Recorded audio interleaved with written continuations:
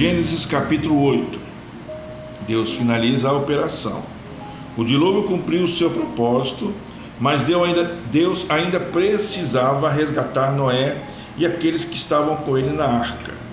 Assim ele voltou sua atenção para as necessidades cotidianas dos que haviam sido salvos. Lembrou-se Deus de Noé e de todos os animais selváticos e de todos os animais domésticos que estavam com ele na arca. Assim como havia aberto as fontes e as comportas do céu 40 dias antes, agora Deus as fecha. Uma vez que todos os aspectos da natureza lhe obedecem, ele fez soprar um vento sobre a terra e baixaram as águas. Usando os dados fornecidos nesta passagem e tomando por base um ano de 12 meses e um mês de 30 dias, é possível esboçar de forma aproximada a seguinte cronologia do dilúvio. A chuva começou a cair no 17º dia do segundo mês do 60º ano da vida de Noé e cessou 40 dias depois, no versículo 17. Exatamente 5 meses depois do início da chuva, a arca repousou sobre as montanhas de Ararat. Passados 75 dias, os cumes das montanhas apareceram. 40 dias depois, Noé soltou um corvo que, tendo saído, ia e voltava, até que se secaram as águas de sobre a terra.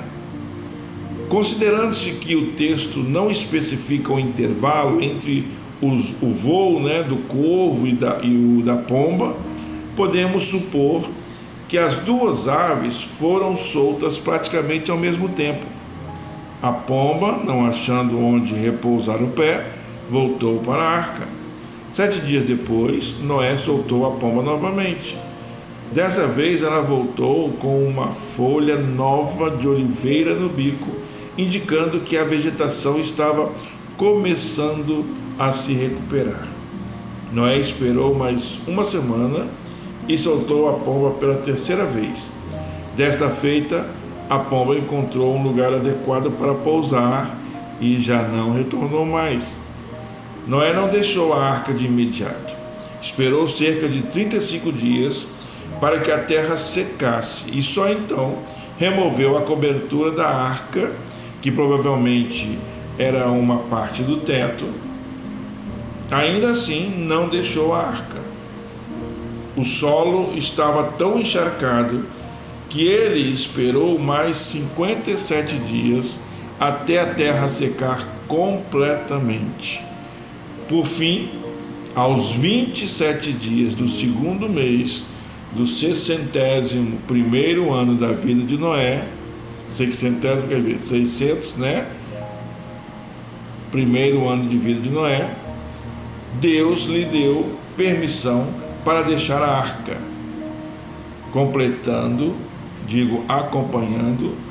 acompanhado de sua família. Do começo ao fim foi Deus quem controlou todos os acontecimentos. As informações bastante específicas dessa cronologia refletem claramente a intenção do autor de fornecer dados precisos. Não há motivo para duvidar que esses acontecimentos tenham ocorrido, a menos que os consideremos parte de um simples relato humano, o que seria uma negação da autoridade das Escrituras. Outra prova extraordinária da ação de Deus é a ênfase do autor sobre o fato de que todas as criaturas que entraram na arca também saíram segundo as suas famílias. Apesar de não haver nenhum veterinário a bordo, todos os animais sobreviveram. Por certo, podemos confiar que um Deus tão maravilhoso também cuidará de nossa vida. Deus preservou todos os ocupantes da arca para que povoassem a terra, fossem fecundos e nela se multiplicassem. A vida deve continuar. Mas se essa vida não for usada para glorificar a Deus, certamente será destruída.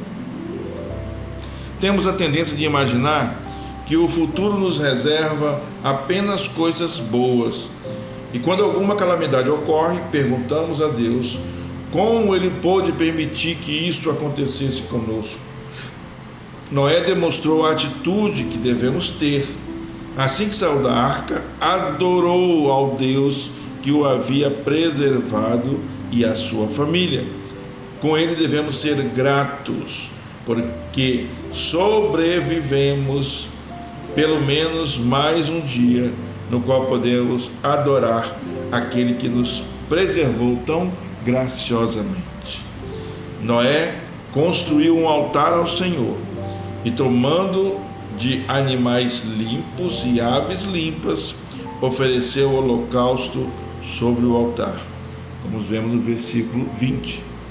Graças ao plano sábio de Deus, Noé dispôs de animais e aves limpos em um número suficiente para realizar esse sacrifício.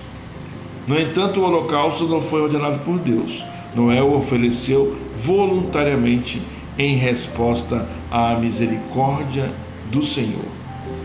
O sacrifício não foi em vão, pois o Senhor aspirou o suave cheiro. O que agradou a Deus não foi o sacrifício em si, mas a atitude de Noé.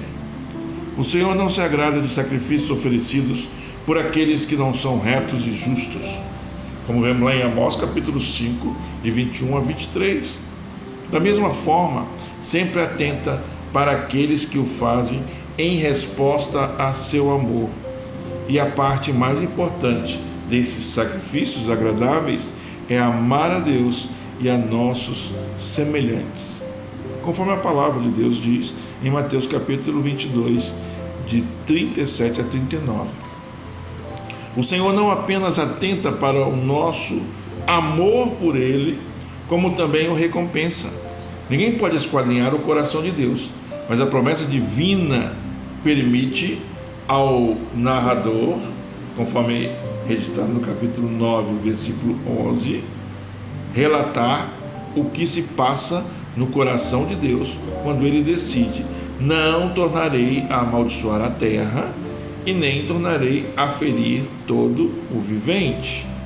Ele declara que sua criação continuará a operar enquanto a terra existir. Em seguida, fornece 4 padrões que permanecerão exatamente como eles os determinou: sementeira e ceifa, frio e calor, verão e inverno, dia e noite. Versículo 22 do capítulo 8. Podemos estar certos de que os ciclos naturais da terra continuarão. Deus não está decidido a destruir aquilo que criou em Gênesis 1, pois tudo que ele fez é muito bom. Ele afirmou esse propósito a Noé, que pareceu estar apreensivo com a possibilidade de Deus aniquilar toda a sua criação.